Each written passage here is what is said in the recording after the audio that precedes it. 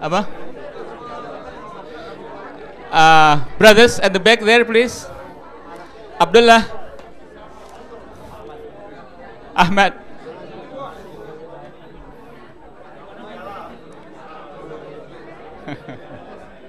Orang Arab gitu, Pak. Baik.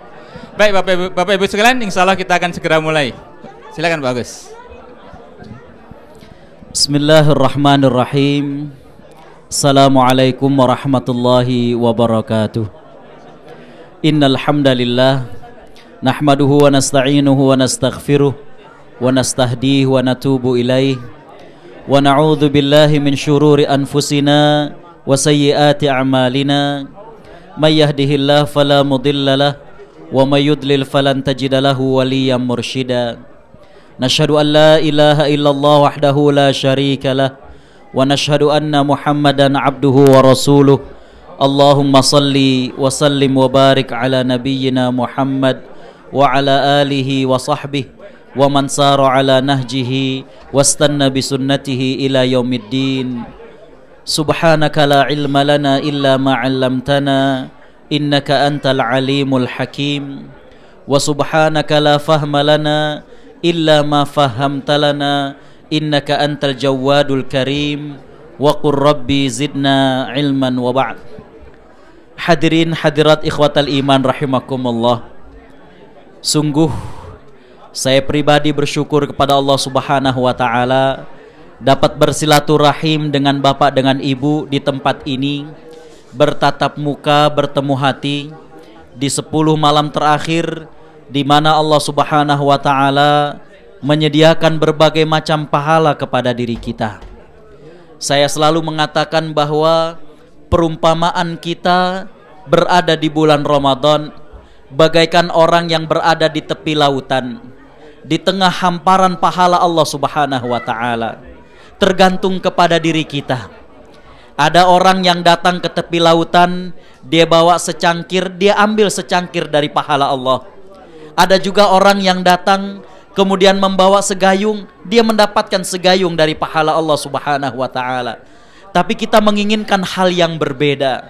Kita ingin Ramadan kali ini lebih spesial dibandingkan Ramadan yang sebelumnya. Kita ingin membawa sebanyak-banyak pahala dari hamparan lautan pahala yang Allah sediakan kepada diri kita. Karena itulah kita bersyukur bahwa pada hari yang ke-21, malam ke-22 ini, Allah masih mempertahankan semangat kepada kita. Mudah-mudahan Allah Subhanahu wa taala mempertahankan semangat ini sehingga kita berada pada garis finish sebagai seorang pemenang dan bukan menjadi seorang pecundang. Amin ya rabbal alamin. Salawat teriring salam semoga tercurah kepada junjungan kita Nabi Muhammad sallallahu alaihi wasallam. Yang mana hadirin ikhwatal iman rahimakumullah, beliau mengatakan bahwa majlis seperti ini merupakan taman surga Allah Subhanahu wa taala di dunia.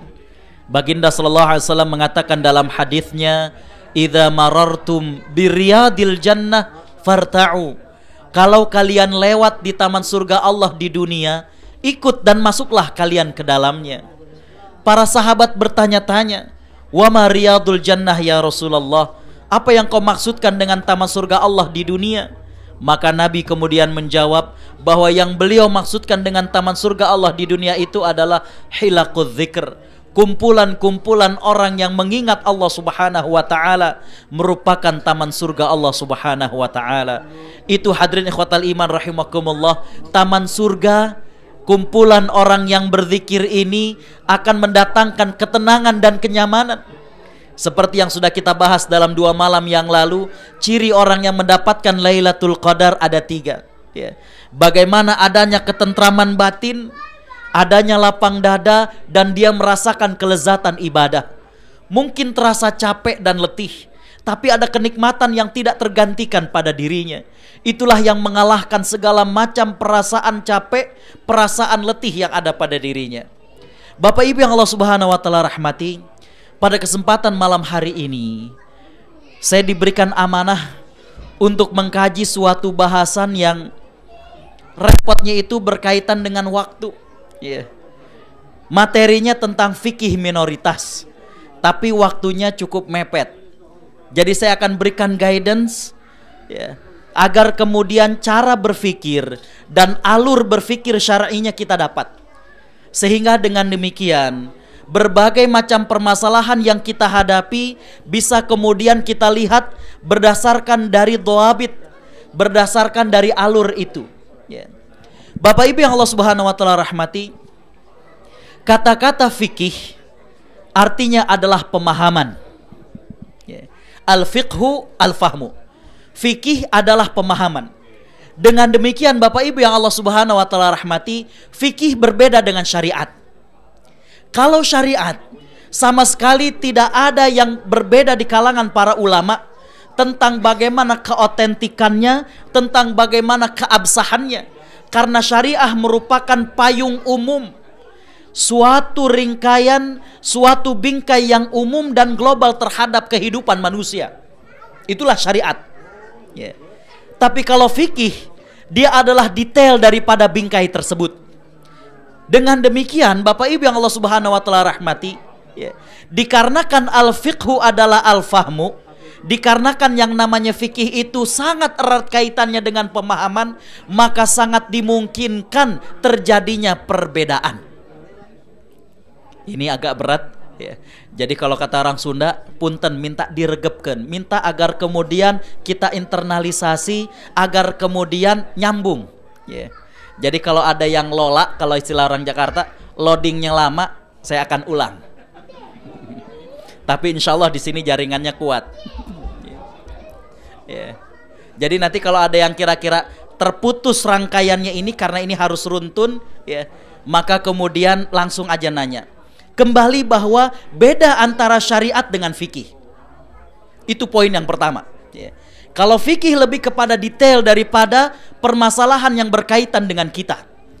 Dengan demikian sangat dimungkinkan perbedaan pemahaman. Nggak usah jauh-jauh. Yeah. Nggak usah jauh-jauh. Minta maaf. Saya dari mulai ibtidaiyah sampai aliyah di Persis. Yeah. Yang terawihnya itu 4-4-3. Yeah. Ini Pak Jeffrey bukan posisi main bola, bukan. Yeah. 4-4-3 artinya 4 rakaat, 4 rakaat dan witir 3 rakaat. Ya. Bapak Ibu yang Allah Subhanahu wa taala rahmati, ya.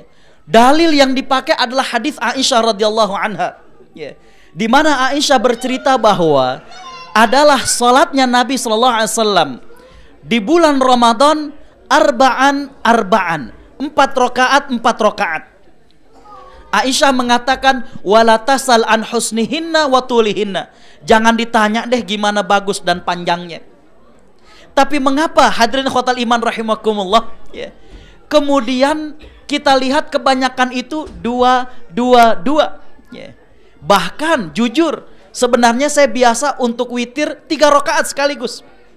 Tapi 2 hari lalu kita diimamim oleh brother kita 2 kemudian 1 ya. Bapak Ibu yang Allah Subhanahu wa taala rahmati, para ulama kemudian berkaitan tentang sedikit saja tentang sholat taraweh ya. Ini belum jumlahnya ya, belum jumlahnya. Ini baru 11 tapi ada yang 4-4-3, ada yang 2-2-3 ya. Hadirin khotal iman rahimakumullah, para ulama yang mengatakan bahwa sholat taraweh adalah 2 dan 3 mengambil dari keumuman hadis tentang sholat, yaitu sholat sunat. Di mana sholat sunat dijelaskan bahwa sholat sunat itu 2 rakaat, 2 rakaat, 2 rakaat. Sehingga dengan demikian mereka yang berpandangan dengan hadis tersebut menjadikan witirnya yang 3 rakaat dengan 2 kali salam. Bisa difahami? Yeah. Cuma bedanya, yeah, bagi yang pandangan mazhab Syafi'i pada saat tahiyatnya yang berbeda. Pada saat witir dia baru 2 rakaat, kakinya tidak diselonjorkan kaki kirinya, tapi diduduk. Ya. Hadirin khotal iman rahimakumullah ya. Lalu bagaimana dengan hadis Aisyah radhiyallahu anha yang mengatakan bahwa Nabi sallallahu alaihi wasallam salat tarawihnya itu 4 rakaat kemudian 3. Para ahli hadis mengatakan bahwa yang menariknya adalah yang namanya salat tarawih itu kan dihadiri oleh banyak para sahabat.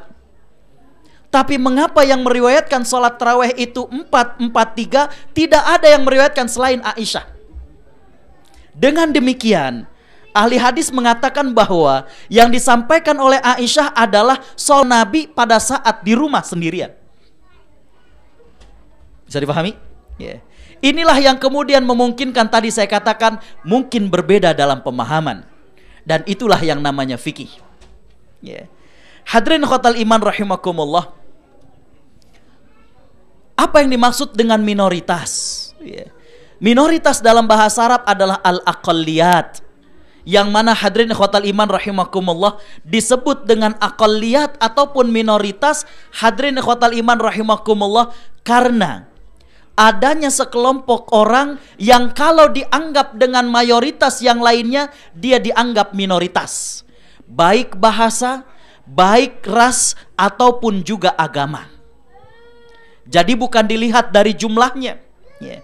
Karena itu hadirin khotal iman rahimakumullah, minoritas ada yang jumlahnya itu jutaan. Seperti saudara kita muslim di China. Mereka dikatakan minoritas padahal jumlahnya puluhan juta. Bisa dipahami? Ya. Jadi saya ingin memposisikan dan kemudian kita membuat frame bahwa yang namanya minoritas jangan kemudian kita bayangkan cuma segelintir. Dinamakan minoritas kalau dibandingkan dengan masyarakat yang ada di sekitarnya. Bisa dipahami? Ya. Jadi minoritas hadirin khotal iman rahimakumullah adalah mereka yang dibandingkan dengan masyarakat sekitarnya jumlahnya lebih kecil. Bisa jadi minoritas itu dari segi agama, bisa jadi dari segi ras atau bahasa. Yeah. Seperti misalnya saya terlupa di daerah Amerika Serikat ada suatu kota yang mereka menggunakan bahasa Prancis. Yeah. Oklahoma, daerah mana? Saya lupa. Yeah. Hadirin khotal iman rahimakumullah, kalau dianggap dengan penduduk yang lainnya, dia minoritas. Karena dia hanya menggunakan bahasa tersebut di saat yang lainnya menggunakan bahasa Inggris dengan dialek Amerika. Yeah. Jadi kembali bahwa minoritas bisa jadi jumlahnya banyak seperti saudara kita muslim di China, bahkan saudara kita muslim di India. Cuma dibandingkan jumlah penduduk China yang sampai mungkin 1 miliar ya, atau lebih, maka mereka dikatakan sebagai minoritas. Pemahaman kedua tentang minoritas adalah ada yang minoritas itu memang penduduk asli. Yeah. Cuma dibandingkan dengan penduduk yang lainnya, baik dari segi ras, bahasa maupun agama, mereka minoritas. Apa contohnya? Saudara kita muslim di Bosnia, pada saat mereka masih berada pada suatu negara yang bernama Yugoslavia, mereka dikatakan sebagai minoritas padahal mereka penduduk asli. Bisa difahami? Yeah. Cuma karena muslimnya tidak banyak, hanya di Bosnia dan juga yang lainnya, maka dibandingkan penduduk Yugoslavia yang lainnya, mereka dikatakan sebagai minoritas. Yeah. Kosovo katakan, yeah. Sebelum kemudian pisah dengan negara yang lainnya, sekarang ini Kosovo adalah 100% muslim. Yeah. Kosovo itu 100% muslim. Yeah. Cuma kalau waktu itu dibandingkan dengan rakyat yang lainnya, sebelum kemudian Kosovo memisahkan diri, maka mereka dikatakan minoritas. Dan yang selanjutnya adalah bahwa mereka ini minoritas tapi penduduk asli daripada tempat tersebut. Nah, yang sering kita pahami dengan minoritas adalah mereka-mereka yang datang ke negara lain. Bisa dipahami? Sehingga kemudian ketika kita mengatakan minoritas, langsung yang terdetik dalam otak kita, oh kaum muslimin di Australia, oh kaum muslimin di Eropa, oh kaum muslimin di tempat-tempat yang lainnya. Padahal hadirin ikhwatal iman rahimakumullah, kata dari minoritas itu sendiri sebenarnya bukan saja untuk muslim yang minoritas pendatang di negara yang mayoritas bukan muslim, tapi minoritas juga bisa bermakna yang pertama jumlah mereka banyak, tapi dibandingkan dengan mayoritas masyarakatnya mereka dikatakan minoritas. Bisa jadi minoritas itu adalah penduduk asli, cuma karena penduduk asli lainnya kebanyakan bukan muslim, mereka dikatakan minoritas. Dan yang kita bahas adalah yang sering kita fahami adalah berkaitan dengan kita, yaitu muslim yang mereka datang ke sebuah negara dan dibandingkan dengan masyarakat yang lainnya, maka mereka dikatakan sebagai minoritas. Faham alurnya? Jadi dengan demikian, yang dimaksud dengan fikih minoritas adalah fikih dengan kekhasan tersendiri. Ya. Dan ketika kita membahas tentang fikih minoritas, kita sama sekali tidak merubah apa yang dinyatakan sebagai syariat, enggak. Ya. Tapi ada kekhasan tertentu berkaitan tentang keadaan dan waktu. Itulah yang kemudian hadirin ikhwatal iman memerlukan kajian lebih lanjut. Tahun lalu saya Ramadan di Eropa, ya. Base-nya di Austria. Austria itu slogannya no kangaroo, karena sering orang salah, ya. Oh di Austria Ustaz, ya. Titip gantungan kunci yang ada kangurunya gitu. Padahal itu Australia, ya. Jadi slogannya mereka Austria no kangaroo, ya. Biar orang nggak salah habisnya, ya. Hadirin ikhwatal iman rahimakumullah. Saya teringat bahwa pengajian kita dilakukan di KBRI di Vienna, ya. Pak Dubesnya masih sama seperti sekarang, Pak Puja. Beliau orang Bali Hindu, tapi mudah-mudahan segera masuk Islam karena rajin pengajiannya, ya. Karena beliaunya rajin, maka home staff dan lokal staffnya juga jadi ikut rajin, ya. Bapak Ibu yang Allah Subhanahu wa taala rahmati, beliau bertanya suatu pertanyaan yang cukup menarik. Dia bilang, Pak Ustadz, ada satu kota di Finlandia, ya. Di kota itu kalau seperti sekarang lagi summer, kita nunggu matahari terbenam, 1 jam kemudian muncul dari belakang. Sekali lagi saya katakan, di kota itu kalau kita nungguin matahari terbenam, ya, 1 jam kemudian muncul dari belakang, ya. Kota itu dikenal dengan nama White Night, karena malamnya belum terlampau larut, belum terlampau gelap, tapi kemudian, ya, hadirin khotal iman rahimakumullah, malamnya hanya sekitar 1 sampai 1,5 jam, ya. Pertanyaannya adalah sholat dan puasanya kayak bagaimana? Ya. Gimana Bapak Ibu sholat dan puasanya? Oh, tepar kita kalau sholat ya puasa di sono, ya. Ya. Udah rebahan aja gitu, ya. Malamnya cuma 1,5 jam. Subhanallah, ya. Saya mengatakan Pak Puja, alhamdulillah para ulama sudah membahas hal itu. Nggak usah jauh, guidance tentang para pilot saja. Pilot kalau dari Jakarta ke Washington, ke Amerika, itu kan kelihatannya malam terus. Lah terus kapan sholatnya? Ya. Pas pulang nanti siang terus, ya. Begitu juga kalau ditakdirkan nanti ada muslim yang kemudian berangkat ke bulan, sholatnya bagaimana? Ya. Kita sholat alhamdulillah di sini agak miring sedikit, kita benerin. Sebenarnya kalau kita perhatikan, saat kita sholat di pesawat, kita ngadepnya kan begini, nggak begini. Padahal Ka'bah di bawah. Betul? Tapi jarang kita mengkritisi itu. Yeah. Yeah. Kita mah enjoy aja gitu, ya. Yeah. Yeah. Kalau kita mau berangkat haji kan, ya kita sebentar lagi sampai di mikot. Kepada Bapak dan Ibu, mari kita sholat gitu. Allahu Akbar, tenang aja. Nggak terfikir kemudian kan Ka'bahnya di bawah. Kita menghadap ke sini, ngadap ke pilot. Jadi al-fiqhu al-fahmu. Yeah. Fikih itu adalah pemahaman, ya. Dan saya ingin mengatakan hadirin khotal iman rahimakumullah, bukan kita pengen nekuk-nekuk yang namanya syariat, bukan, ya.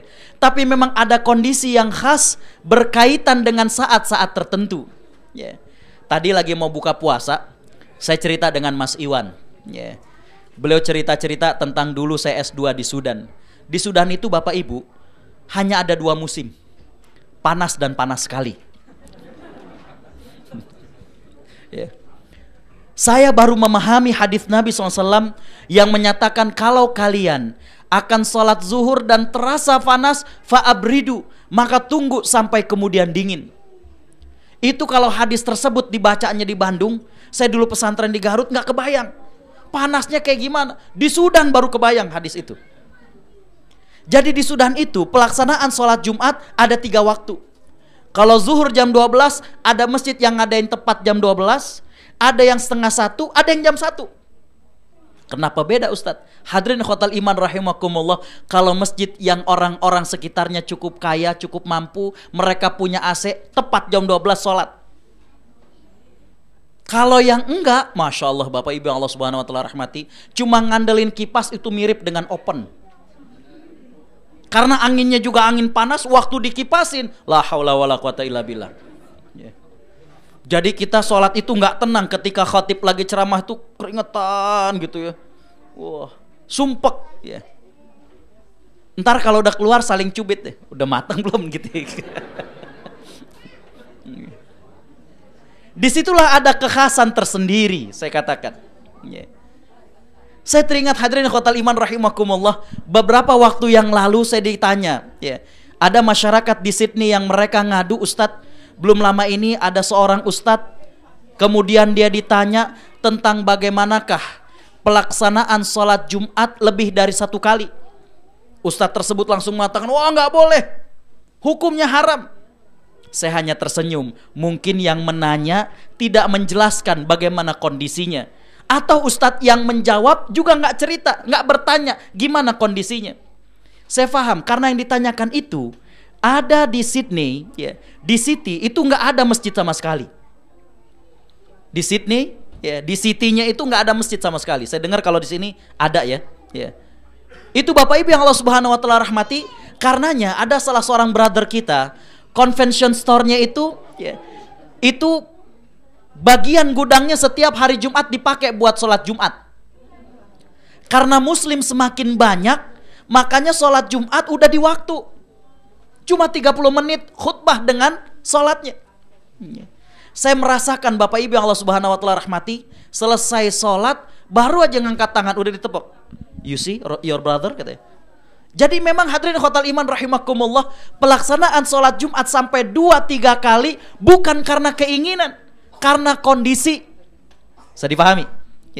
Inilah yang saya katakan, makanya hadirin khotal iman rahimakumullah, kita sudah mengetahui apa itu fikih, apa itu minoritas, dan kemudian yang kita maksudkan dengan minoritas ini bukan kemudian hadirin khotal iman rahimakumullah ingin nekuk-nekuk syariat ataupun ingin merubah apa yang sudah baku, bukan. Cuma ada kondisi spesial yang kemudian perlu perhatian khusus. Bapak Ibu yang Allah Subhanahu Wa Ta'ala rahmati, ya, fikih minoritas merupakan bagian dari fikih umum. Saya katakan, fikih minoritas merupakan bagian dari fikih umum. Sama halnya dengan fikih kedokteran gigi, fikih kecantikan, dan lain sebagainya. Kalau istri saya tentunya lain. Ada fikih reproduksi, ada fikih yang lainnya. Merupakan dari bagian fikih secara umum. Cuma dia lebih dikhususkan. Contoh misalnya, kita pengen lihat, kan ada fikih umum. Fikih umum itu ada sholat, puasa, zakat, haji, betul? Tapi kemudian ada fikih-fikih yang lebih khusus, fikih-fikih yang lebih spesial. Contoh tentang fikih kedokteran gigi saja. Bapak Ibu yang Allah Subhanahu Wa Ta'ala rahmati, bagaimana kalau ada orang yang terlahir dalam keadaan sumbing?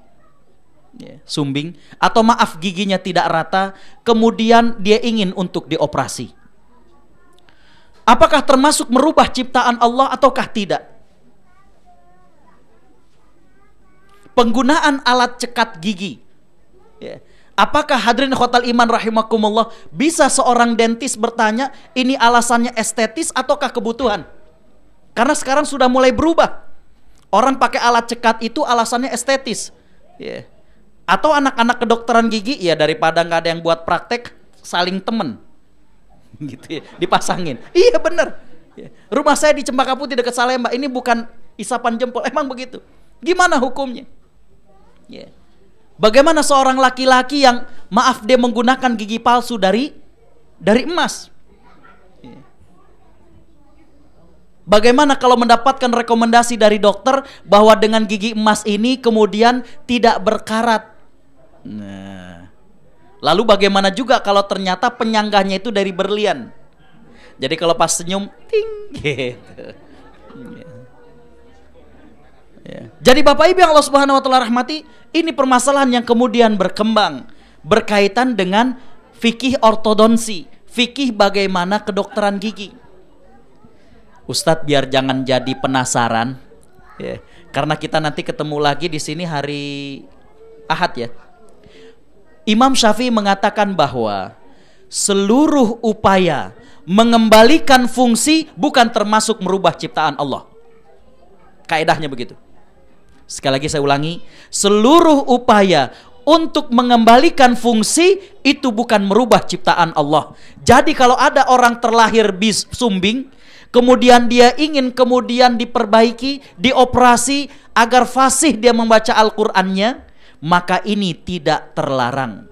Tapi kalau bibirnya nggak kenapa-napa, datang kemudian pengen dioperasi biar kelihatan lebih tipis, biar kelihatan lebih seksi, ini nggak boleh. Bisa dipahami? Itu fikih kedokteran gigi, ada memiliki kekhasan tersendiri Bapak Ibu yang Allah Subhanahu wa taala rahmati. Ada juga tentang fikih kedokteran. Semalam di Laverton saya sempat melontarkan hal ini. Bapak Ibu yang Allah Subhanahu wa taala rahmati, kita puasa banyak hal yang berkaitan dengan kedokteran yang mestinya kita tahu ilmunya. Contoh saja berkaitan tentang mulut. Bolehkah orang yang puasa dia sesak nafas atau dia sakit asma menggunakan Ventolin inhaler? Bolehkah orang yang sakit jantung ada obatnya itu sejenis pil yang diletakkan di bawah lidah, dikemam, dia akan memuai dengan sendirinya, nggak ditelen. Hatur nun. Lalu berkaitan dengan hidung misalnya, bolehkah kita menggunakan sejenis Vicks untuk kita sedot? Bolehkah ketika misalnya karena cuaca kita lihat mata kita merah menggunakan tetes mata, suntik, infus ataupun cuci darah? Bapak Ibu yang Allah Subhanahu wa taala rahmati, ternyata ada kajian khusus tentang hal itu. Dia berada di bawah fikih umum, cuma masalahnya itu spesial. Bisa dipahami? Ustadz sekali lagi biar jangan penasaran nih, ketemu lagi masih nggak tahu kapan lagi Ustadz di Westall. Oke. Para ulama berkaitan dengan yang membatalkan puasa melihat kepada dua hal. Yang pertama melihat asupannya, apakah jenis makanan dan nutrisi. Yang kedua melihat dari tempatnya. Sekali lagi saya katakan bahwa para ulama berkaitan dengan yang membatalkan puasa melihatnya kepada dua hal. Yang masuk itu nutrisi atau makanan atau bukan. Yang kedua melalui tempatnya atau bukan. Sehingga dengan demikian Bapak Ibu yang Allah Subhanahu wa taala rahmati, penggunaan Ventolin inhaler walaupun mengandung cairan tapi sangat-sangat sedikit sekali jumlahnya, maka dinyatakan para ulama tidak membatalkan puasa. Dengan dalil bahwa orang yang puasa tidak batal pada saat dia berwudu untuk berkumur-kumur, kecuali kumur-kumurnya pakai kolak, itu baru batal ya. Kumur-kumurnya pakai kopi gitu baru batal. Tapi kalau kumur-kumurnya kayak biasa nggak batal. Nah, habis saya lihat kayaknya udah mengong gitu ya. Jadi dengan demikian penggunaan Ventolin inhaler tidak membatalkan puasa. Begitu juga dengan obat tablet yang diletakkan di bawah lidah. Lalu bagaimana kalau ternyata hal tersebut asupan nutrisi, tapi dia bukan melalui mulut? Maka para ulama mengatakan tetap membatalkan karena ada efek kebugaran, kesegaran, rasa yang lebih segar bagi orang yang mendapatkannya. Contohnya adalah infus. Tapi kalau suntik tidak, karena bukan jenis asupan. Lalu bagaimana dengan dialisis? Dialisis itu ada dua. Ada dialisis Bapak Ibu yang Allah Subhanahu wa taala rahmati dengan cara dikeluarkan darah dari orang yang terkena gagal ginjal tersebut, kemudian dibersihkan melalui alat dan dicampur dengan berbagai cairan yang lainnya. Pernah lihat alatnya? Maka kemudian Bapak Ibu yang Allah Subhanahu wa taala rahmati, ternyata di antara campuran untuk dialisis atau cuci darah tersebut ada sebagiannya adalah nutrisi. Dengan demikian, maka orang yang dialisis dengan menggunakan cara ini adalah batal puasanya. Ada dialisis yang kedua, dan ini jauh lebih canggih, saya ngedapetin kemarin di Sydney. Jadi hadirin khotal iman rahimakumullah, seorang penderita gagal ginjal itu sudah disediakan di dalam, saya juga nggak tahu di dalam perutnya sebelah mana, itu untuk cairan sekitar 2 liter. Dan setiap 12 jam sekali, jadi kemudian akan ada ininya di sini sekitar beberapa mili, maka setiap 12 jam sekali, mohon maaf, akan dikeluarkan dan diisi lagi, gitu ya. Jadi kemudian cairan inilah yang akan membersihkan kotoran-kotoran yang tidak mampu dilakukan oleh ginjal. Karena ini adalah fungsinya hanya untuk pembersih dan tidak ada sama sekali nutrisi, maka untuk yang seperti ini tidak membatalkan puasa. Para ulama, sekali lagi Ustadz, apa bedanya? Tadi Ustadz katakan ada yang melihat dari asupannya nutrisi atau bukan. Yang kedua ada yang melihat masuknya atau bukan. Karena ada yang masuk ke dalam mulut tapi bukan makanan. Tahu apaan? Laparoskopi, endoskopi.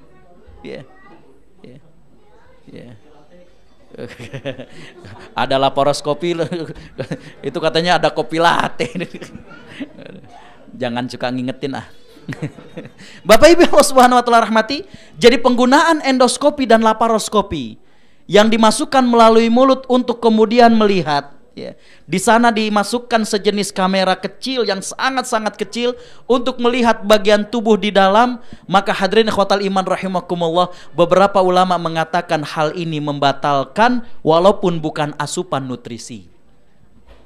Sebagian ulama menjawabnya dengan kaedah yang lebih umum, orang kalau udah sampai di endoskopi berarti sakitnya udah parah. Kembali kepada surat Al-Baqarah ayat 184, faman kana minkum maridon aw ala safarin fa iddatum min ayamin ukhor. Barang siapa yang sakit atau dalam keadaan safar, maka dia mengganti puasa di hari yang lain.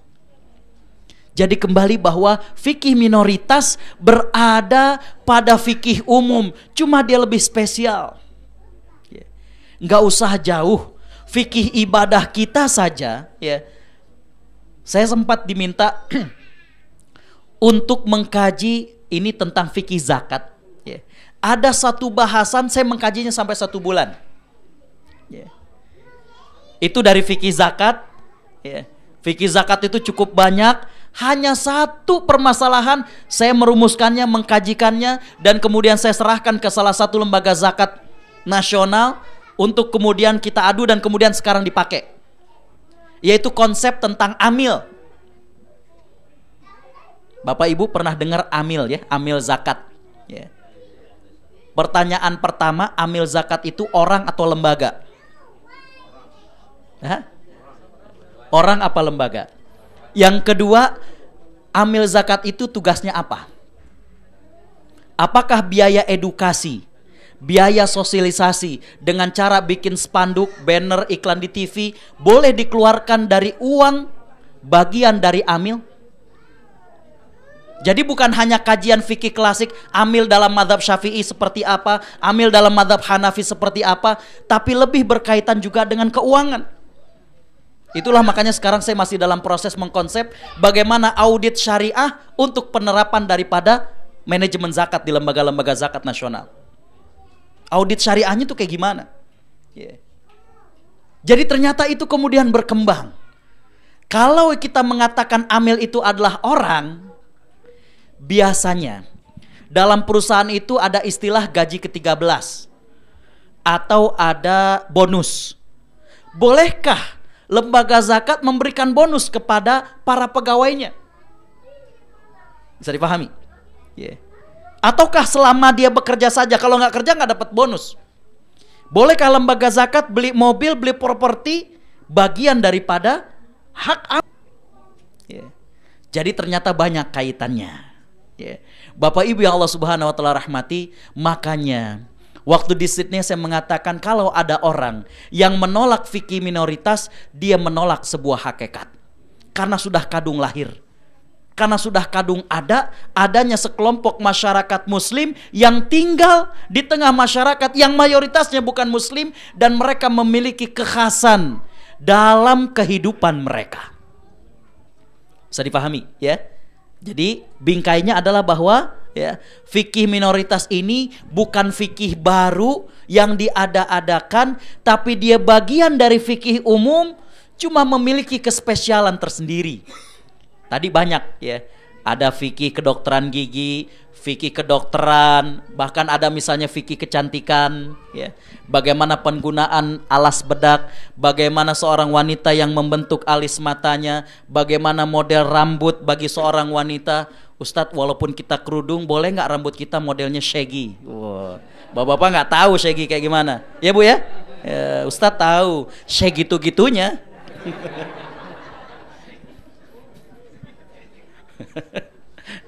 Ini mah karena orang Garut sok heureuy. Ya.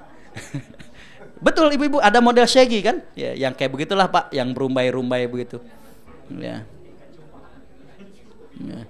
Jadi pakai kerudung tapi rambutnya modis, boleh nggak? Ya. Nah, Bapak Ibu yang Allah Subhanahu Wa Taala rahmati, ternyata cukup banyak ya yang berkaitan tentang hal itu. Nah, Bapak Ibu yang Allah Subhanahu Wa Taala rahmati, saya kemudian ingin melanjutkan bahwa untuk fikih minoritas ada beberapa kaedah usul fikih yang sering digunakan untuk fikih minoritas. Ya.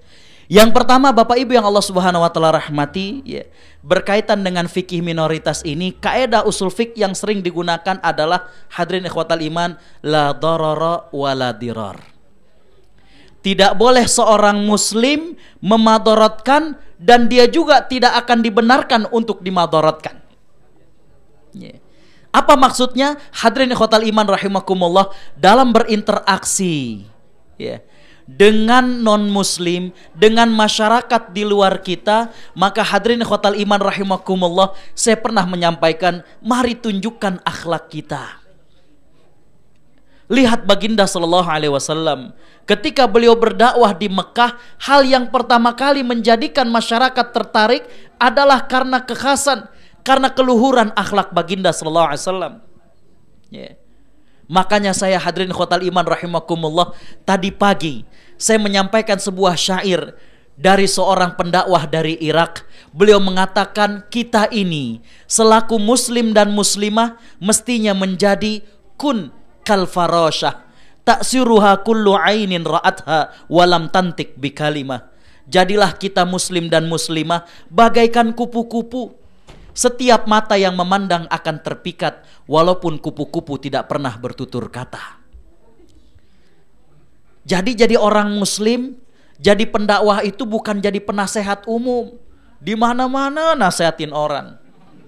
Itu penasehat umum namanya. Ya. Tapi dengan tingkah laku kita, bagaimana akhlak kita, orang akan terpikat.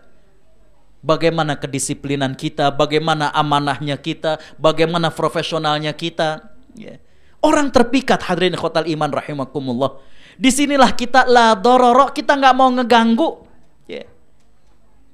Makanya hadirin khotal iman rahimakumullah, kemarin lagi di Eropa ada buku bagus, ya. Judulnya West Muslims and the Future of Islam. Ya. Muslim di Barat dan masa depan Islam di sana. Ya. Penulisnya mengajak kepada kita, sudahlah kita secara tampilan, terutama kaum ibu, sudahlah terlihat sekali berbeda dengan penggunaan pakaian muslimahnya.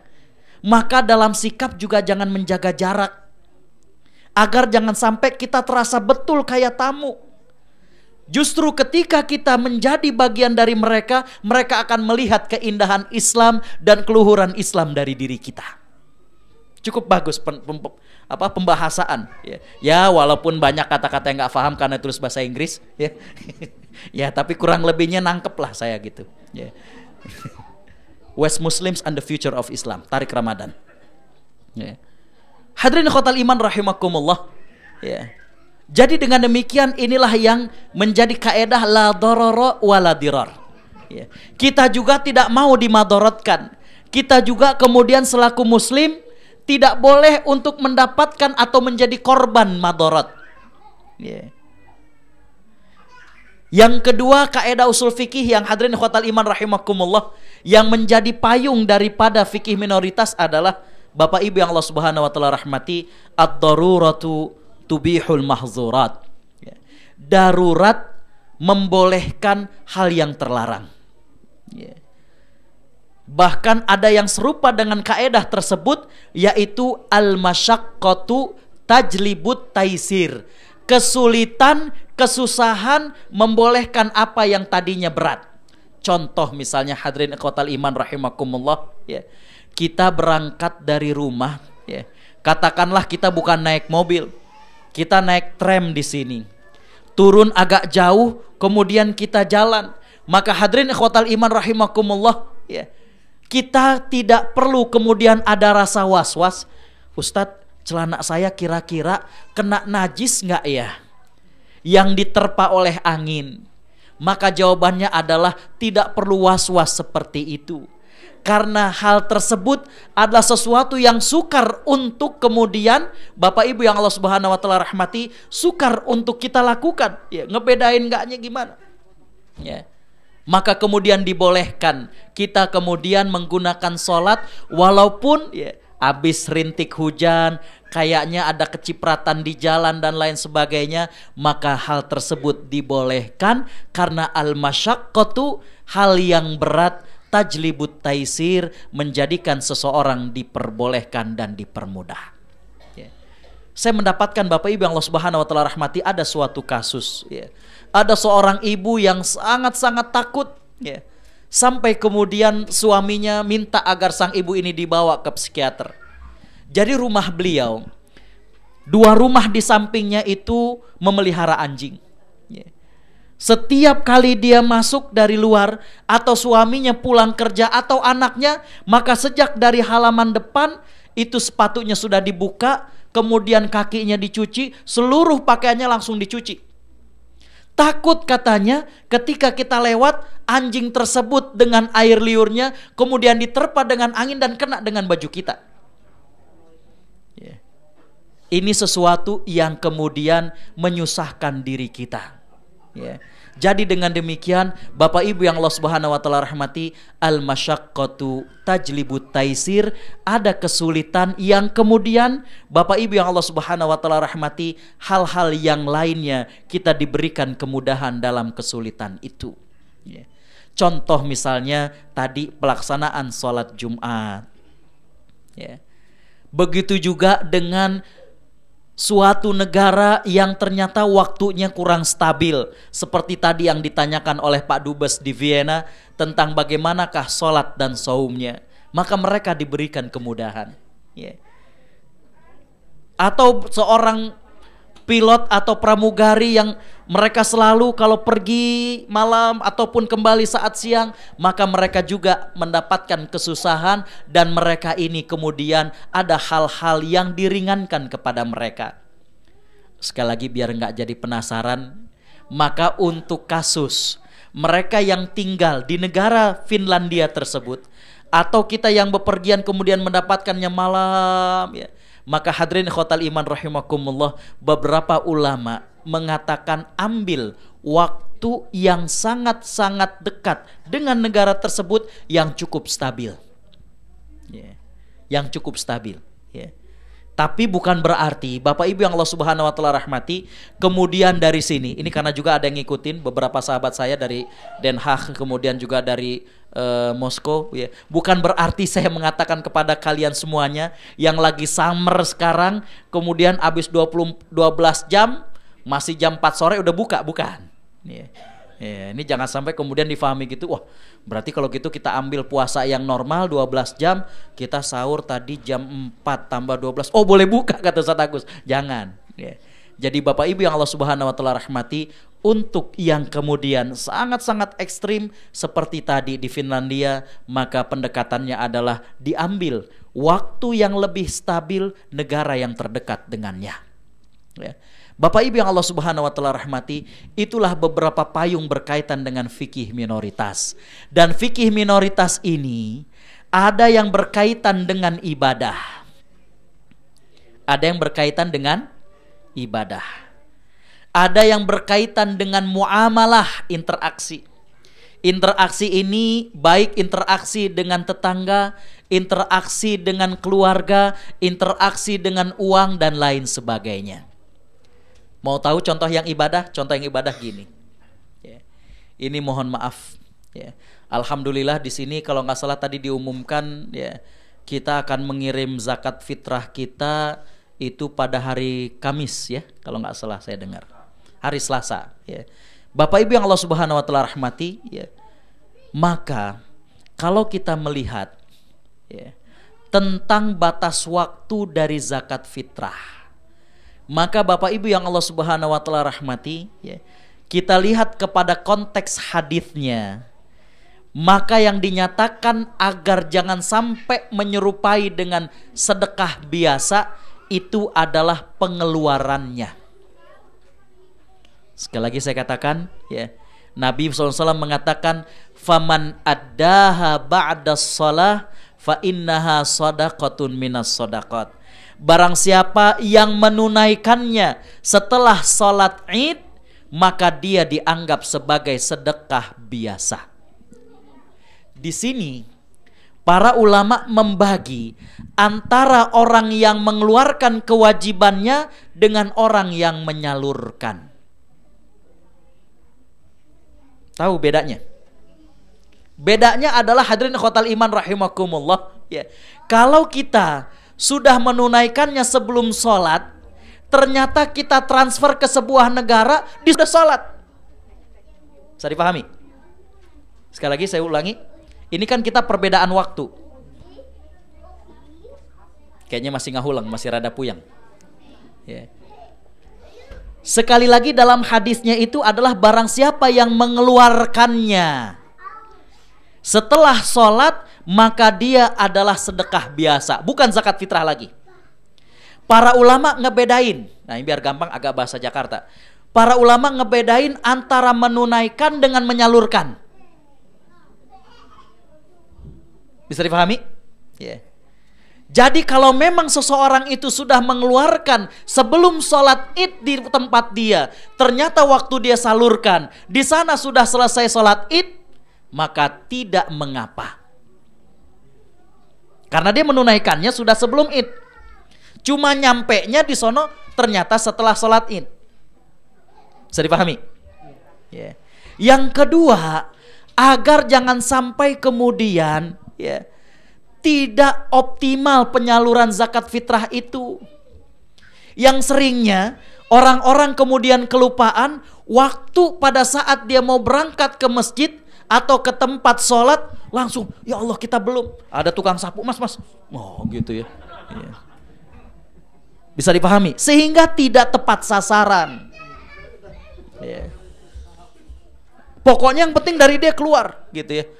Di sini kita juga astagfirullahaladzim, kita lupa nih, padahal udah diumumin berkali-kali siapa yang belum zakat fitrah. Ya Allah kita kelupaan baru hari raya ya. Kita di jalan bagaimana? Nah hadirin khotal iman rahimakumullah, itu diantaranya bahwa itu ada kekhasan tersendiri ya. Makanya kita juga di sini, walaupun mazhab kita kebanyakan ada mazhab Syafi'i, kita tentang zakat fitrah itu menggunakan uang. Padahal mazhab Syafi'i tidak menggunakan uang ya. Tapi dengan makanan pokok. Kan repot kalau kita ngumpulin beras, kirim ke Ustadz Yahya, biaya kirimnya lebih banyak daripada ya. Jadi itu ya. Jadi dalam sisi ibadah saja ada yang khas seperti itu ya. Dari sisi muamalah banyak ya. Saya tidak akan sebutkan di sini karena mungkin akan muncul dalam pertanyaan ya. Sekali lagi Bapak Ibu yang Allah Subhanahu wa taala rahmati, itulah sedikit bingkainya. Kita sudah tahu apa beda syariah dengan fikih. Kemudian kita tahu Bapak Ibu yang Allah Subhanahu wa taala rahmati, apa itu fikih, apa itu minoritas. Kita tahu bahwa fikih minoritas merupakan bagian dari fikih secara umum ya. Sebagaimana ada fikih yang spesial, fikih-fikih yang khusus. Kemudian kita juga tadi sudah dibingkai Bapak Ibu yang Allah Subhanahu wa taala rahmati, bahwa ada beberapa kaedah usul fikih yang biasanya digunakan dalam masalah fikih minoritas. Saya kira udah pada nggak sabar untuk kemudian bertanya ya. Hadirin khotal iman rahimakumullah, saya kira saya cukupkan demikian sebagai pembuka bagi kita untuk share ya. Demikian yang bisa saya sampaikan. Assalamualaikum warahmatullahi wabarakatuh.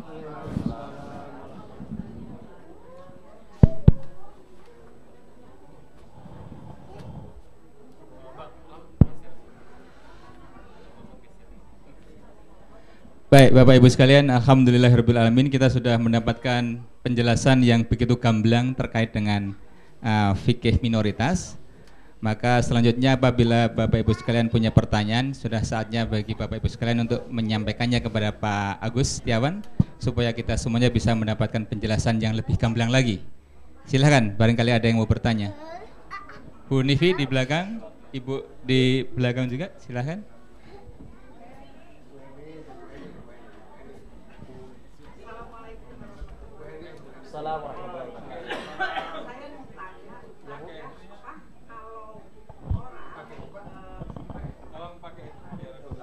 Kita pasang gigi palsu ya. Kalau meninggal ada yang bilang harus diangkat, tapi ada yang bilang nggak apa-apa. Jadi gimana itu hukumnya? Terima kasih. Assalamualaikum. Terima kasih, Bu. Kita kumpulkan saja. Baik. Bu Nivi, silakan Bu Nivi.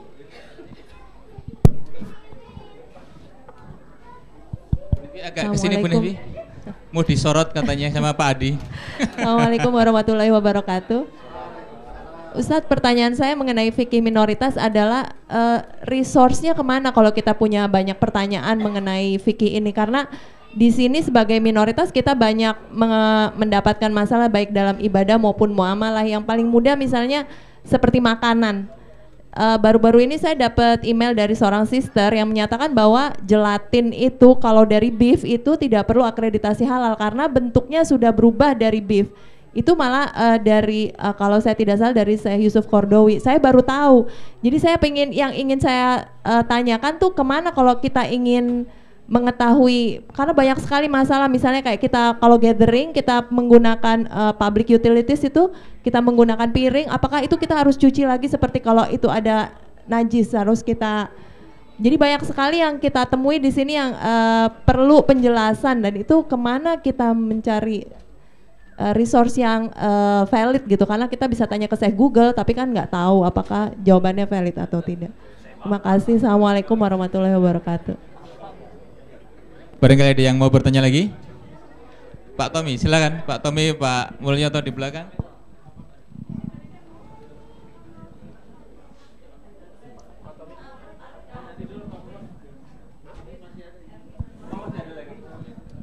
Oh, silakan Bu.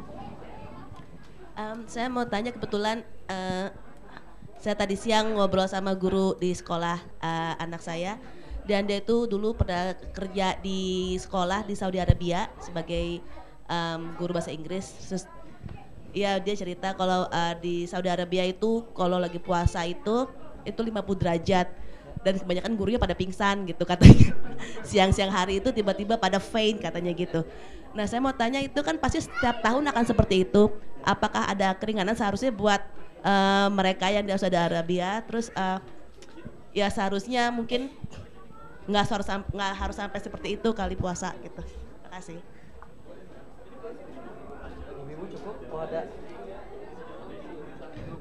Ada ibu-ibu lagi yang mau bertanya? Ada Mbak Tati di sini. Pokoknya semuanya 3, cuma ada 3A, 3B, 3C, nggak apa-apa. Assalamualaikum warahmatullahi wabarakatuh. Ini Pak Ustadz, masalah kalau misalnya ada yang operasi untuk hidung, kan tadi kan bersumbing. Kalau untuk operasi hidung dan operasi-operasi lainnya, itu bagaimana hukumnya Pak Ustadz? Dan juga ini hidungnya ada masalah medis atau tidak? Atau seperti artis yang agar kelihatan lebih mancung gitu? Kelihatan lebih rungi gitu ya? Lebih. Iya, mungkin ada juga kadang-kala karena hidungnya terlalu pesek, kemudian dia olok-olok oleh temannya dari kecil gitu. Kemudian pada waktu udah besar dia udah selalu berdoa kepada Allah bagaimana supaya hidungnya seperti orang lain. Jadi kemudian dia melakukan operasi itu, jadi gimana hukumnya Pak Ustadz? Ya, saya paham. Jadi kalau terlalu pesek naruh kacamata agak susah Bu ya. Nggak ada batangnya. Assalamualaikum warahmatullahi wabarakatuh. Baik, Mbak Tati, silakan Pak. Mbak Tati dulu. Dari Bu Linda ke ibu-ibu dulu, bapak-bapak nanti belakangan ya.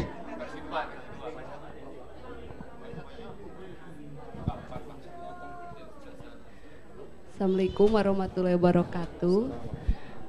Ustadz, saya sangat tertarik sekali dengan kajian fikih minoritas ini. Yang ingin saya tanyakan adalah tentang tayamum.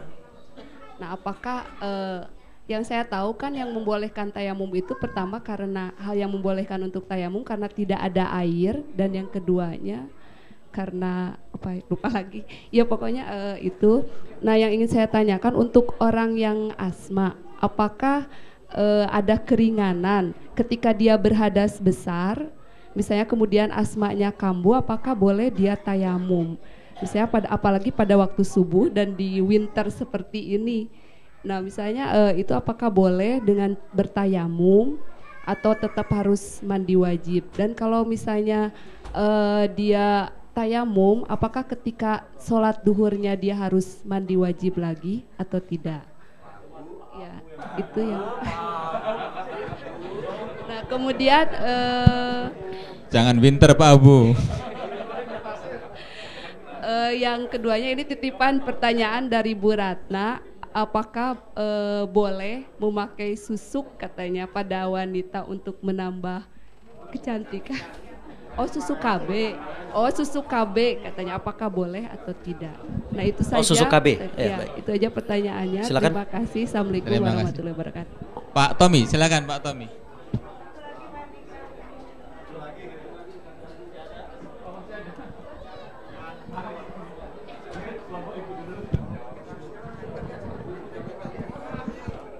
Assalamualaikum warahmatullahi wabarakatuh. Waalaikumsalam. Saya pernah mendengar kalau tato itu haram hukumnya. Yang saya tanyakan adalah bagaimana hukumnya orang yang sudah meninggal dunia masih memakai tato. Dan orang yang sudah meninggal dunia masih memakai tato dan tatonya belum dihapuskan, itu hukumnya bagaimana?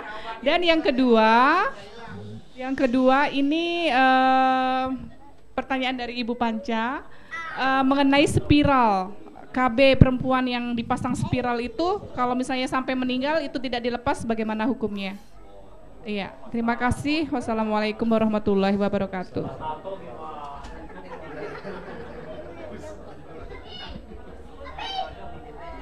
Bapak siapa? Pak Tommy di depan.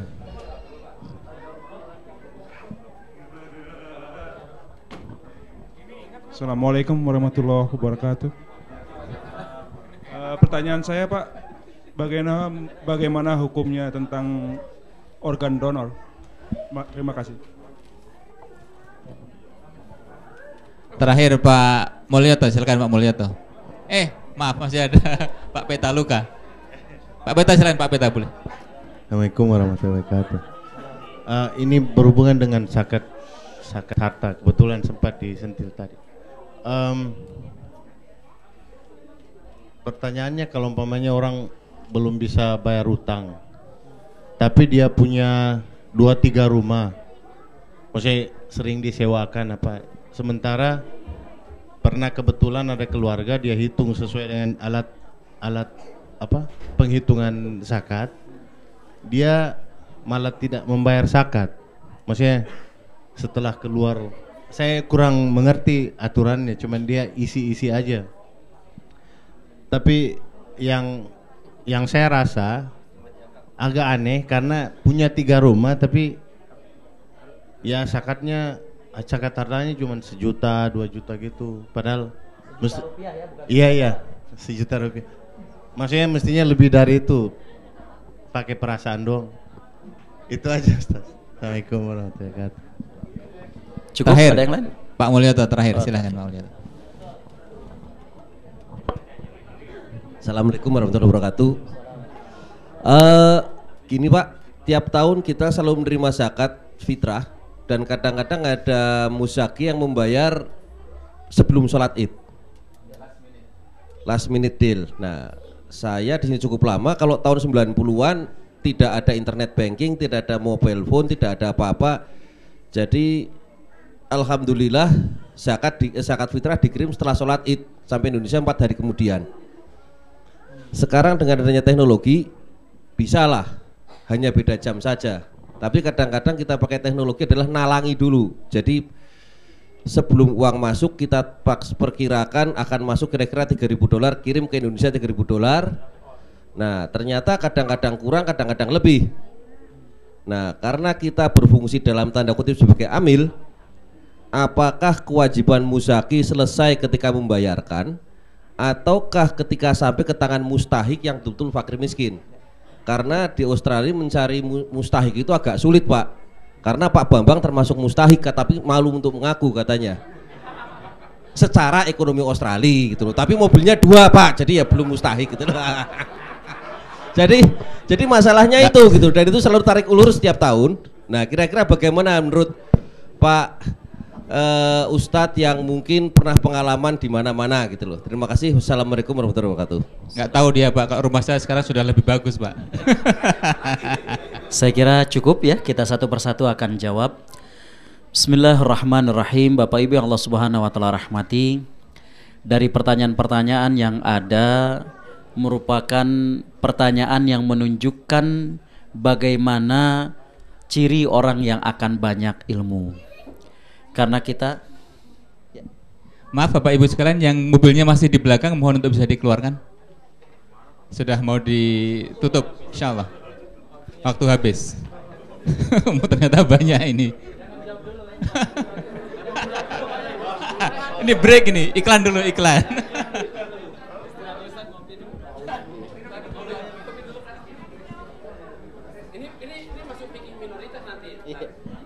termasuk fikih minoritas.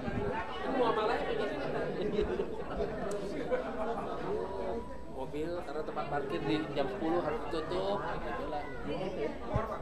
Dan minta izin sampai jam 10. Sekarang udah 10 lebih 11. Tapi kita megang, dia nggak apa sih.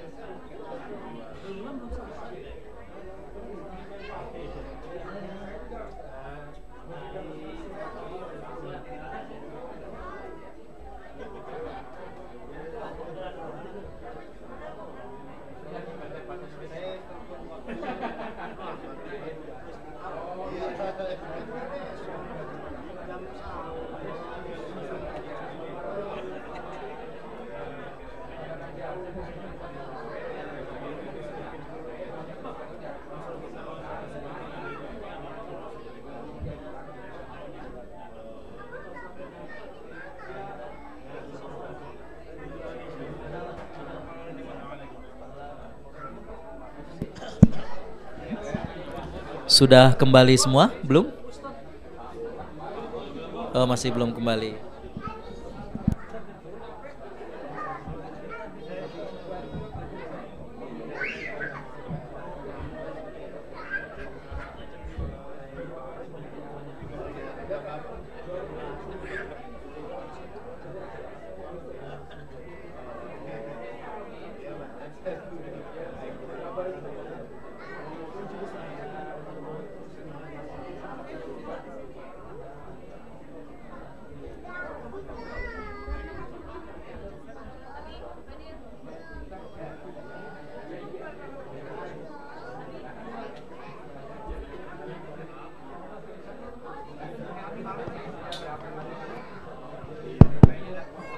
Bapak Ibu sekalian, bisa dimulai lagi sesinya? Baik, mohon untuk bisa berkonsentrasi lagi, insya Allah akan segera dijawab oleh Pak Agus. Silakan Pak Agus. Bismillahirrahmanirrahim. Bapak Ibu yang Allah Subhanahu wa taala rahmati, dari pertanyaan-pertanyaan yang disampaikan menunjukkan bagaimana Bapak Ibu yang berada di sini itu memiliki suatu filter dan keinginan untuk menginternalisasi keislaman dalam diri kita, sehingga kemudian berusaha apa yang kita lakukan, apa yang kita perbuat untuk sesuai dengan apa yang telah diajarkan oleh Islam. Makanya kemudian banyak hal yang kemudian kita hadapi dan kita ingin jelas ini bagaimana statusnya dan bimbingannya dalam agama. Yang pertama adalah bagaimana tentang pemasangan gigi palsu. Bapak Ibu yang Allah Subhanahu wa taala rahmati, pemasangan gigi palsu adalah upaya untuk mengembalikan fungsi. Jadi dengan demikian, dia tidak termasuk merubah ciptaan Allah Subhanahu wa taala. Sekarang penggunaan gigi palsu ada dua. Ada yang permanen dan ada yang semi permanen. Dalam artian yang permanen itu memang dipasang sehingga kemudian untuk jangka waktu yang lama dia akan sulit untuk dilepaskan. Tapi kalau yang semi permanen, maaf, terkadang kalau malam mau tidur dicopot, ya, ya kan, gitu. Nah, Bapak Ibu yang Allah Subhanahu wa taala rahmati, dalam dua kondisi ini tetap dua-duanya adalah dibolehkan. Saya langsung saja kemudian biar kemudian nambah pengetahuan buat bapak-bapak dan ibu-ibu. Bagaimana kalau penggunaan gigi palsu itu adalah berupa emas bagi laki-laki. Bapak Ibu yang Allah Subhanahu wa taala rahmati, penggunaan emas yang dilarang bagi laki-laki terutama adalah untuk perhiasan. Dalam hadisnya yang jelas adalah untuk cincin. Lalu bagaimana kalau untuk penggunaan gigi palsu? Sekiranya dokter merekomendasikan penggunaan tersebut dengan alasan-alasan medis yang kuat, maka dia termasuk ke dalam bab yang diperkenankan. Berdasarkan hadis Utsman bin Affan, ketika seorang sahabat dalam peperangan kemudian patah tulang hidungnya, maka kemudian saya juga masih belum ngerti, disangga dengan menggunakan emas, maka itu tidak dilarang. Yang menjadi pertanyaannya adalah, kalau penggunaan emas tersebut adalah karena suatu fungsi, karena adanya alasan medis, maka pada saat lelaki tersebut meninggal, apakah kemudian harus dicabut ataukah tidak? Bisa dipahami ya? Karena tadi pembolehannya itu karena fungsi, karena adanya alasan medis. Sekarang dengan meninggalnya dia, maka tentunya tidak ada lagi fungsi dan manfaat buat dirinya. Ya. Tentang hal ini para ulama terbagi dua.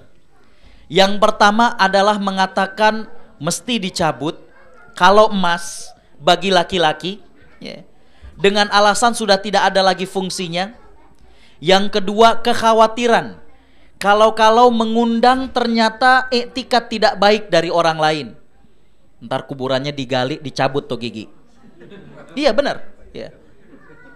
Jadi sadduz dzari'ah, menutup pintu adanya hal yang lebih besar yang tidak diinginkan. Tapi pandangan kedua mengatakan tidak perlu dicabut, ya. Karena kondisi mayit dia sebenarnya sama dengan orang yang hidup. kita dilarang untuk kemudian melukai, kita dilarang untuk kemudian mencederai kehormatan orang yang meninggal. Makanya orang yang memandikan jenazah sekalipun dilarang untuk menceritakan aib yang dia dapat pada saat dia memandikan jenazah. Tidak boleh. Jadi kembali ke pertanyaan tadi, kalau ternyata gigi palsu tersebut bukan dari jenis emas, baik laki-laki dan perempuan tidak perlu dicabut lagi. Kalau memang permanen tentunya. Kalau yang bentuknya tadi saya katakan semi permanen, yang bisa ditanggalkan tentunya ditanggalkan. Kalau ternyata ada seorang laki-laki yang menggunakan gigi emas karena rekomendasi dari dokter, maka Bapak Ibu yang Allah Subhanahu wa taala rahmati, pandangan syar'inya ada dua. Kalau memang mudah untuk ditanggalkan, maka dicabut, tapi kalau tidak, maka dibiarkan karena kita khawatir nantinya akan melukai daripada jenazah. Wallahu alam. Yang kedua, kalau banyak pertanyaan ini nanyainnya kemana? Ya. Bapak Ibu yang Allah Subhanahu wa taala rahmati, kalau di Jakarta saya bergabung dengan teman-teman di Syariah Consulting Center. Bisa dibuka websitenya. Ya.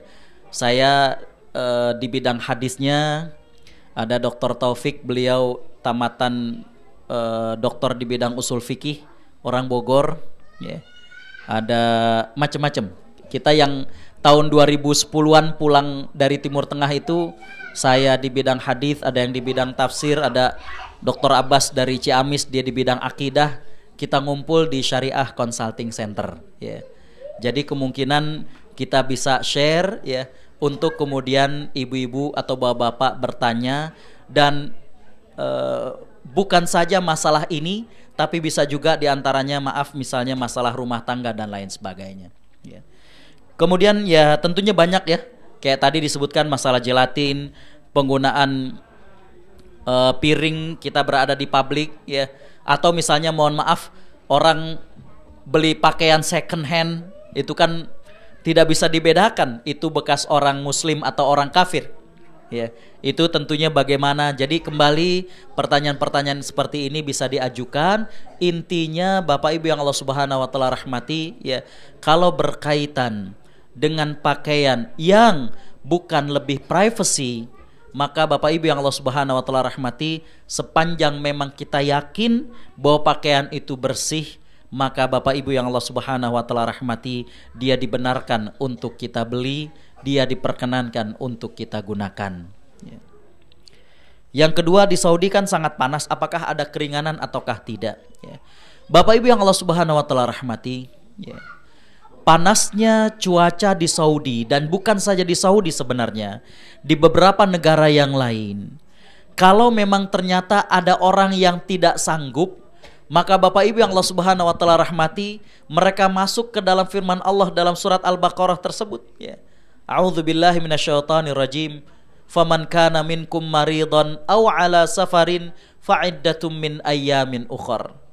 Barang siapa yang dalam keadaan sakit atau dalam keadaan safar, maka dia ganti pada hari yang lainnya.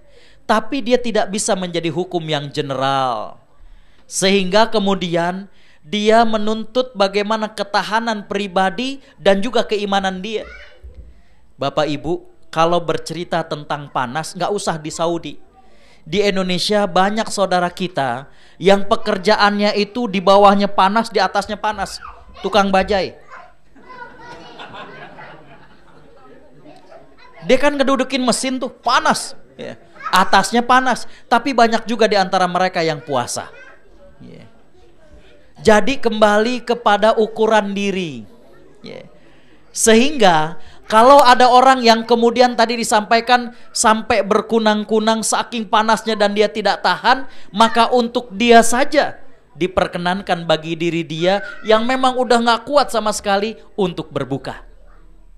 Tapi tidak menjadi hukum yang general, tidak bisa kemudian dijadikan sebagai hukum yang umum bahwa untuk kondisi yang panas sekian boleh tidak puasa, tidak.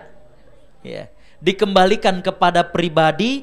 Kalau memang orang tersebut ternyata dia rasa sampai kemudian pitam ya, sampai kemudian berkunang-kunang, maka Bapak Ibu yang Allah Subhanahu wa taala rahmati, dia diizinkan untuk berbuka dengan keadaan yang masuk dalam kategori yang sakit. Ya. Tapi sekali lagi bahwa dia tidak bisa kemudian digeneralisir ya. Karena banyak juga saudara kita yang berada dalam kondisi yang sama, panas, tapi mereka ternyata mampu mengalahkan itu semuanya dan berada dalam kondisi yang sehat, maka kemudian mereka tetap berpuasa. Ya. Jadi kembali ya, bahwa kalau dalam kaedahnya adalah al-istithna la yukhil bil hukum. Pengecualian itu tidak bisa membatalkan hukum.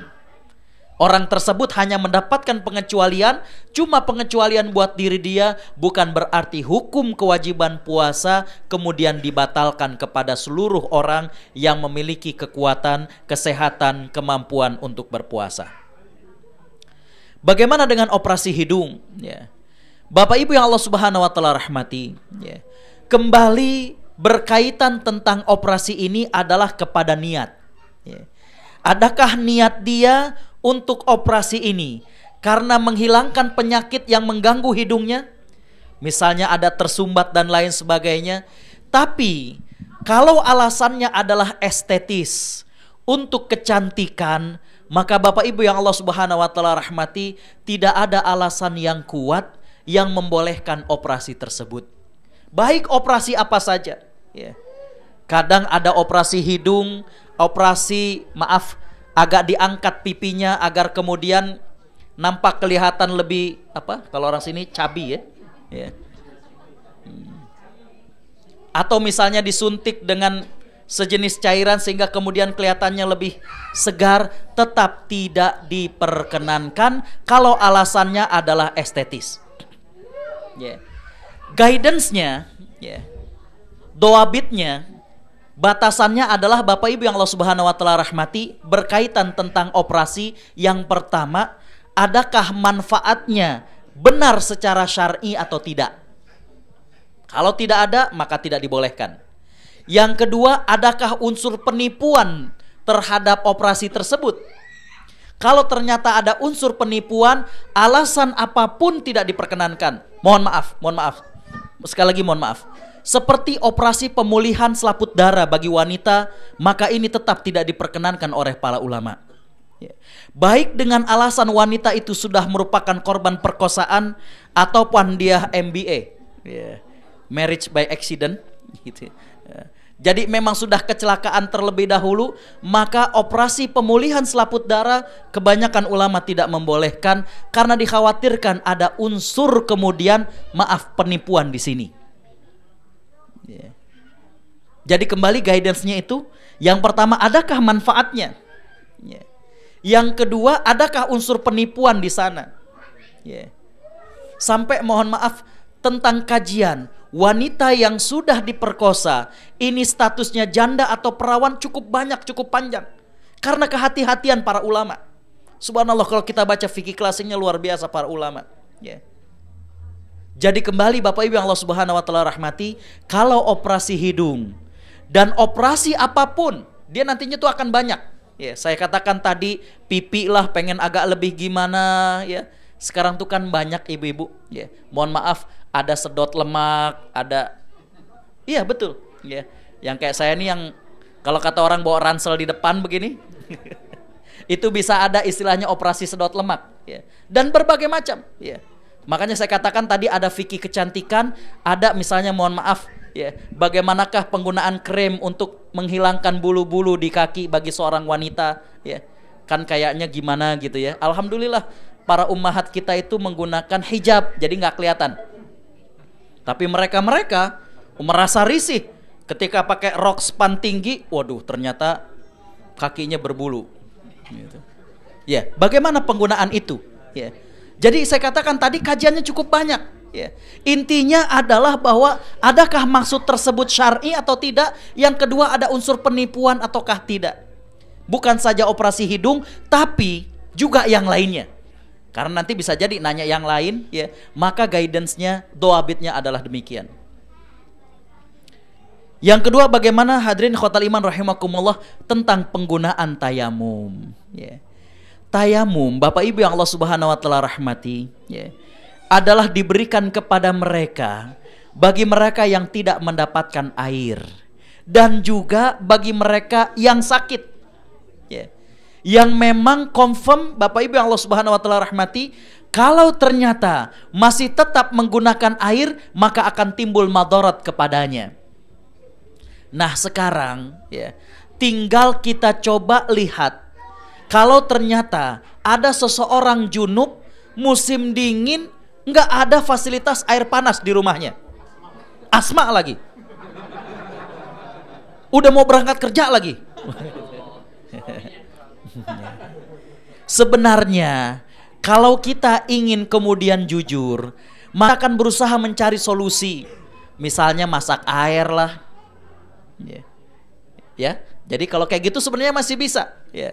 Cuma kalau kita berbicara dalam keadaan terdesak, Ustadz ini udah nggak bisa dan lain sebagainya, maka tentunya dia masuk ke dalam bab yang masyaqqah.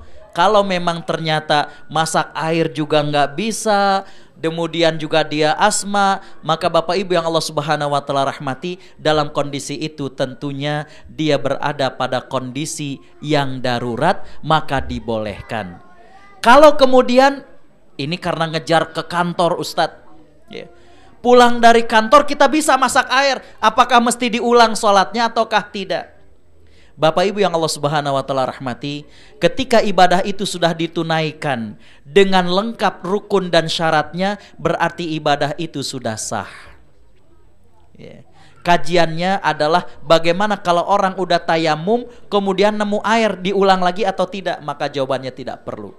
Karena sudah tunai, sudah selesai dari ibadah yang dia lakukan. Tapi sekali lagi Bapak Ibu yang Allah Subhanahu wa taala rahmati, mohon diupayakan dengan sangat agar dia mampu kemudian, ya, melaksanakan mandi wajibnya itu dengan menggunakan air.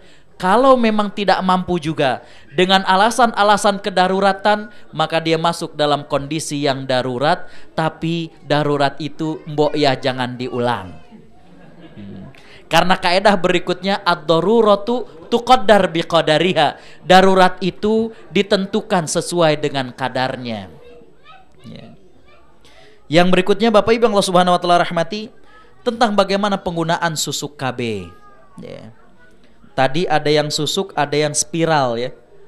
Bapak Ibu yang Allah Subhanahu wa taala rahmati, ya. Sebenarnya berbicara tentang masalah keluarga berencana, suatu ayat dalam surat An-Nisa ayat 7, ya. Allah Subhanahu wa taala meminta kepada kita untuk menyiapkan generasi yang tangguh. Ya. Allah meminta kepada kita untuk menyiapkan generasi yang tangguh, generasi yang kuat menurut Allah Subhanahu wa taala. Kuat akidahnya, kuat ilmunya, ya. Nah, Bapak Ibu yang Allah Subhanahu wa taala rahmati, sekarang bagaimana kalau kita ingin mengatur dengan kelahiran daripada anak kita, baik dengan menggunakan susuk, menggunakan spiral, ataupun menggunakan minum pil, ya. Bapak Ibu yang Allah Subhanahu wa taala rahmati, mohon maaf, ya. Biasanya jenis pengaturan daripada anak ini, sekiranya menggunakan baik itu minum pil ataupun susuk ataupun spiral, biasanya ada efeknya, ya. Maka itu yang pertama kali untuk kemudian kita minta adalah bagaimanakah saran daripada dokter. Dan sebelum daripada itu semua adalah bagaimana izin dari suami, yeah. Bapak Ibu yang Allah Subhanahu wa taala rahmati, karena pasti ada efeknya. Ketika seseorang meminum pil, biasanya akan ada efeknya. Apakah berupa gatal? Maaf, apakah kemudian menjadikan, maaf sekali lagi, wanita tersebut jadi lebih gemuk, atau kebalikannya menurun daya nafsu makannya? Pasti ada efeknya, ya. Begitu juga pada saat penggunaan spiral dan susuk, ya. Mohon maaf, banyak keluhan dari para bapak ketika terjadi hubungan suami istri, banyak yang terganggu ketika ternyata penggunaan alat kontrasepsi tersebut. Jadi dengan demikian, bicarakan dengan baik dengan suami, dan niat daripada penggunaan tersebut bukanlah kekhawatiran terhadap rizki yang akan Allah berikan kepada kita, ya. kembali Bapak Ibu yang Allah Subhanahu wa taala rahmati, lihat motivasinya. Kalau kita takut karena rezeki, ini keliru. Tapi kalau kemudian ada suatu alasan, misalnya istri kita baru aja ngelahirin sesar, ternyata udah jadi lagi. Kebetulan memang sang istrinya subur, suaminya juga. Untuk hal seperti itu, maka Bapak Ibu yang Allah Subhanahu wa taala rahmati, pada saat kedua-duanya ternyata berencana menggunakan hal tersebut, pertama komunikasikan dengan suami, yang kedua konsultasikan dengan dokter mana yang sesuai dengan seorang wanita. Karena pasti ada efeknya. Lalu kalau ternyata seseorang itu meninggal, apakah kemudian perlu dicabut ataukah tidak? Maka Bapak Ibu yang Allah Subhanahu wa taala rahmati, apa yang sudah ada pada tubuh seorang manusia, waktu dipasang ternyata untuk suatu manfaat tertentu, tidak perlu dicabut waktu dia meninggal. Sekali lagi, kaedahnya, apa yang sudah dipasangkan kepada tubuh manusia, waktu dipasangnya adalah untuk sesuatu manfaat syar'i, maka pada saat dia meninggal tidak perlu dicabut. Baik spiral, tadi saya katakan gigi palsu, orang kakinya patah pakai pen, mau meninggal dicabut lagi tuh besi, nggak usah, nggak perlu, Jadi kembali Bapak Ibu yang Allah Subhanahu wa taala rahmati, kembali tidak perlu untuk dicabut lagi. Yang berikutnya, bagaimana penggunaan tato bagi seseorang yang kemudian ternyata meninggal dunia. Sekali lagi Bapak Ibu yang Allah Subhanahu wa taala rahmati, tato memang diharamkan bagi laki-laki maupun perempuan. Yang sayangnya sekarang ini seolah-olah kayak kurang ngikuti tren kalau nggak pakai tato. Dengan demikian saya ingin mengatakan, baik tato permanen maupun yang tidak permanen tidak dibolehkan. Karena ada jenis tato yang tidak permanen, betul? Yang bisa hilang dengan sejenis cairan tertentu. Karena Bapak Ibu yang Allah Subhanahu wa taala rahmati, dia mengikuti tren yang bukan dari Islam. Lalu bagaimana kalau ternyata tato tersebut permanen? Ternyata Bapak Ibu yang Allah Subhanahu wa taala rahmati, menghilangkan tato permanen ini tidak semudah kita membalikkan telapak tangan. Terkadang perlu operasi jenis kecantikan tertentu. Kadang kalau kita lihat, mohon maaf, kalau di Jakarta orang yang pengen taubat, kadang dulu pernah suka ada tato di sini, kadang sampai disetrika tuh. Kadang sampai disetrika biar kemudian melepuh sehingga kemudian hilang. Kalau enggak, jenis tato yang kemudian modelnya kayak disuntik, kemudian dengan warna tertentu menjadikan dia kekal, itu perlu operasi kecantikan tersendiri. Nah, kembali Bapak Ibu yang Allah Subhanahu wa taala rahmati, di sini adalah apakah seseorang itu memiliki niat yang kuat untuk menghilangkannya ataukah tidak? Kalau seseorang tersebut ternyata bertaubat pada Allah dan memiliki niat yang kuat, tapi ternyata tidak memiliki upaya untuk menghilangkannya, disebabkan misalnya yang pertama nggak ada duitnya buat operasi kecantikan untuk menghilangkan tato,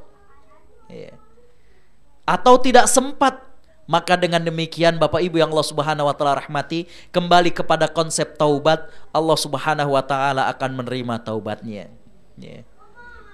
Jadi dengan demikian, kalau ada orang yang meninggal ternyata memang dia bertaubat, dia pernah dibuatkan tato dan ternyata dia nggak sempat atau dia tidak mampu untuk menghilangkannya, maka ini adalah di luar daripada kemanusiaan, di luar daripada kemampuan dia sebagai manusia. Yang berikutnya Bapak Ibu Allah Subhanahu wa taala rahmati, berkaitan tentang donor organ tubuh. Bapak Ibu Allah Subhanahu wa taala rahmati, Allah Subhanahu wa taala telah memberikan kepada kita tubuh yang sebaik-baiknya.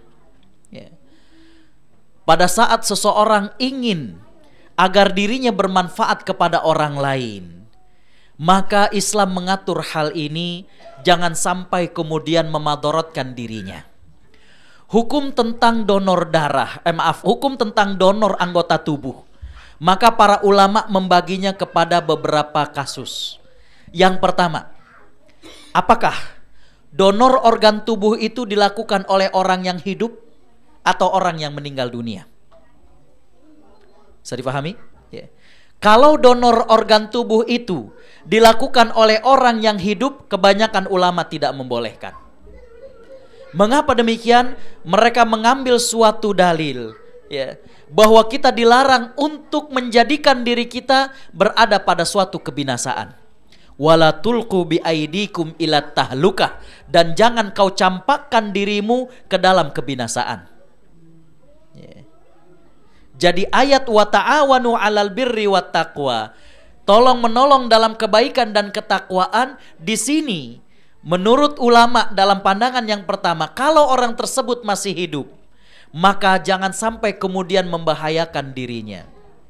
Ustadz, bagaimana kalau nggak bahaya? Ya, saya punya suami saya gagal ginjal.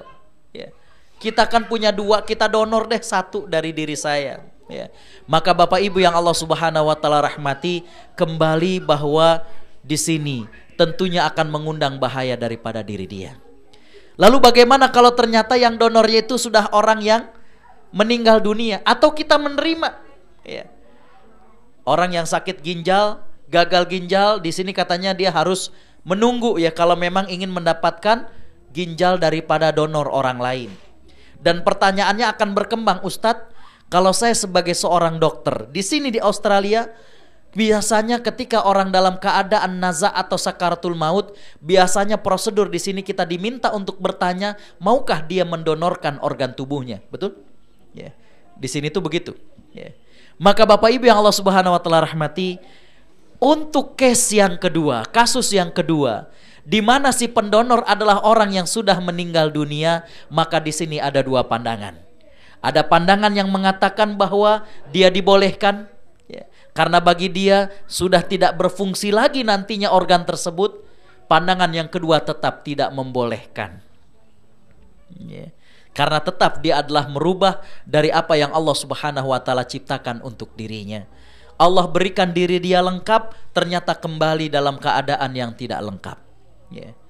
Ustadz, bagaimana kalau sekarang kita adalah nerima? Ya. Kita kondisinya menerima transplantasi daripada organ yang lain. Boleh ataukah tidak? Ya. Maka jawabannya Bapak Ibu yang Allah Subhanahu Wa Taala rahmati adalah bahwa transplantasi, cangkok ataupun menerima donor organ tubuh tidak semudah yang kita bayangkan. Ketika benda tersebut masuk ke dalam tubuh kita, benda tersebut menjadi benda asing yang nantinya akan diserang oleh benda-benda dan organ tubuh kita yang lainnya. Karena itulah biasanya dalam dunia medis, ketika ada seseorang ingin kemudian cangkok ataupun menerima donor organ tubuh, biasanya disarankan dari keluarga agar tidak terlalu asing. Dari organ keluarga saja itu biasanya akan ada efeknya. Jadi dengan demikian, kalau kita menerima, ya, maka Bapak Ibu yang Allah Subhanahu Wa Taala rahmati, di sini saya menyarankan istikharah terlebih dahulu. Yang kedua, musyawarahkan. Kalau kita merasa kita butuh, maka Bapak Ibu yang Allah Subhanahu Wa Taala rahmati, saran dari medis sangat-sangat perlu untuk menjadi bahan pertimbangan kita. Yang pertama, karena kita tidak tahu cocokkah organ itu dengan tubuh kita. Yang kedua, apalagi maaf, kita tidak tahu organ itu dari muslim ataukah bukan muslim. Ya. Untuk ginjal misalnya yang mudah didapat tentunya di China, tapi kebanyakan itu adalah praktek gelap dan bukan kemudian daripada operasi yang legal secara medis, tapi wallahu alam. Yang berikutnya berkaitan zakat harta tapi ada utang. Ada seseorang yang rumahnya 2-3, tapi kemudian dia masukkan angka-angka ke dalam rumus penghitungan zakat harta, ternyata dia tidak wajib zakat harta. Saya perlu hadirin ikhwatal iman rahimakumullah menjelaskan, dia ada fikih zakat, ada akuntansi zakatnya. Berkaitan tentang zakat harta, maka yang menjadi kewajiban kita menghitung adalah seluruh kekayaan kita, baik berupa emas, berupa tabungan kita, baik berupa mata uang yang berlaku maupun mata uang asing, semua kita hitung. Berkaitan dengan emas, para ulama zakat mengatakan bahwa membedakan ini perhiasan atau bukan dilihat dari kadar yang kira-kira sesuai dengan dipakainya wanita. Contoh gini, ya. Ustadz, saya beli gelang tapi dipakainya sekali-sekali doang kalau lagi lebaran, ya. Jadi ini termasuk tabungan atau perhiasan, ya. Kadang biar menghindar dari zakat, seringnya dibilang ini kan perhiasan Ustadz, gitu. Akhirnya semuanya perhiasan, ya. Gelang roncenya, kalungnya, gitu, semuanya perhiasan, ya. Jadi yang dianggap sebagai tabungan emas itu kalau dinar. Padahal para ulama mengatakan bahwa beda antara perhiasan dengan tabungan adalah kadar yang sesuai kalau digunakan oleh wanita. Maksudnya gini, ibu-ibu, yang cukup kalau kita pakai sebagai perhiasan berapa gram, Bu? Cincin berapa gram, Bu? Ya. Cincin 5 gram anggaplah 3 ya. Ya. Cincin 5 gram 3 berarti 15 gram. Kalung berapa, Bu, yang cocok? 100 gram udah bongkok kalau anggaplah anting, anggaplah kalung, anggaplah gelang, anggaplah cincin, kira-kira paling banyak 100 gram, oke? Cukup segitu ibu-ibu? Gak cukup, kebanyakan, ya. Anggap palinglah kita ambil paling banyaknya 100 gram. Maka kalau kita punya perhiasan, walaupun kita sebut, ya, bahwa dia kadang kita pakai sekali-sekali, tapi kalau sudah lebih dari batas wajar perhiasan yang digunakan wanita, para ulama mengatakan itu termasuk tabungan. Agar jangan sampai kemudian seorang wanita, seorang manusia itu menghindar dari kewajiban zakat. Kewajiban zakat itu, Bapak Ibu yang Allah Subhanahu wa taala rahmati, bagaimana ketulusan diri kita. Ya. Nah, anggaplah kita punya tabungan emas, katakanlah Ustadz kita punya 150 gram, yang 100-nya dianggap perhiasan, 50 gramnya adalah tabungan. Sekarang kita punya tabungan dalam bentuk dolar Australia berapa? Katakanlah 1.000 dolar. Maka itu termasuk dalam harta kita, tambahin. Kita punya tabungan rupiah di Indonesia 10 juta. Kita pengen convertnya ke dolar atau ke dalam rupiah. Anggaplah ke rupiah Ustadz biar gampang. Berarti berarti kita sudah masuk ke dalam akuntansi zakatnya. Berarti harta kita adalah 50 gram emas. Sekarang harga 1 gram emas di Indonesia sekitar 400.000. Biar gampangnya 400.000 kali 50 gram berarti